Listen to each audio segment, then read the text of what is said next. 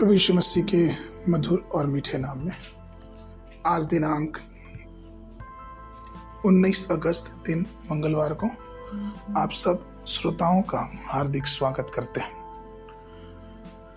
आज के दिन के लिए जो वचन लिया गया है रोमियो की पत्री उसका 12 अध्याय 12 पद। आशा में आनंदित रहो, क्लेश में स्थिर रहो, प्रार्थना में नित्य लगे रहो। प्रियो, वचन हमें उत्साह से प्रार्थना करना सिखाता है, हमें सामर्थ्य से भर के प्रार्थना करना सिखाता है, हमें विश्वास के साथ प्रार्थना करना सिखाता है और हमें यह बताता है कि जब हम विश्वास के साथ प्रार्थना करते हैं तो परमेश्वर हमारी प्रार्थनाओं को सुनता है। लेकिन जिस प्रकार से हमने आज के मनन के लिए पद पढ़ा कि प्रार्थना में नित्य लगे रहो, प्रियो, हमारी और आपकी प्रार्थनाओं में दृढ़ता का होना बहुत जरूरी है। जब अपनी प्रार्थनाओं में दृढ़ रहते हैं, जब अपनी प्रार्थनाओं के द्वारा कही गई हर एक बातों में परमेश्वर के सामने दृढ़ रहते हैं, तो परमेश्वर हमारी ऐसी प्रार्थनाओं को सुनता है। वो प्रार्थनाएं जो सच्ची होती हैं, नम्र हृदय से होती हैं और दृढ़ता से भरी होती हैं, उस प्रार्थनाओं को परमेश्वर जरूर सुनता और उसका उत्तर देता है। उत्पत्ति 32 के 26 में हम पाते हैं कि किस प्रकार से याकूब कहता है कि जब तक तू मुझे आशीष ना दे तब तक मैं तुझे जाने ना दूंगा। भय और संकट के क्षण में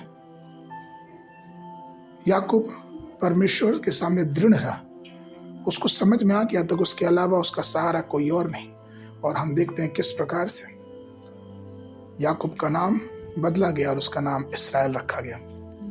यहाँ तक कि याकूब की पत्री उसका 5 अध्याय 17 और 18 पद एलिया के विषय में भी यह कहता है कि एलिया भी तो हमारे समान दुख सुख भोगी मनुष्य था और उसने गिड़गिड़ा कर प्रार्थना की कि मेघ न बरसे, और 3.5 वर्ष तक भूमि पर मेघ नहीं बरसा। फिर उसने प्रार्थना की तो आकाश में वर्षा हुई और भूमि फलवंत हुई।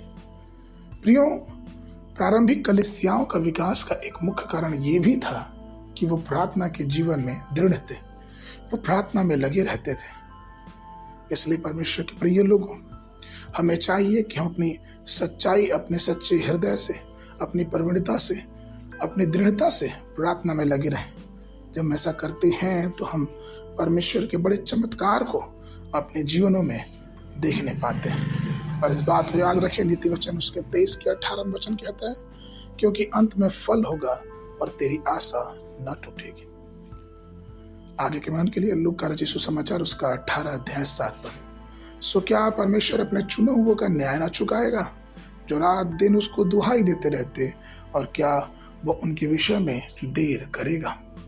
बाइबल अध्ययन के लिए सुबह के समय भजन संगीता उसका 103 104 अध्याय, संध्या में 1 कुरिन्थी उसका 2 अध्याय। परमेश्वर आप सबको आशीष देवे।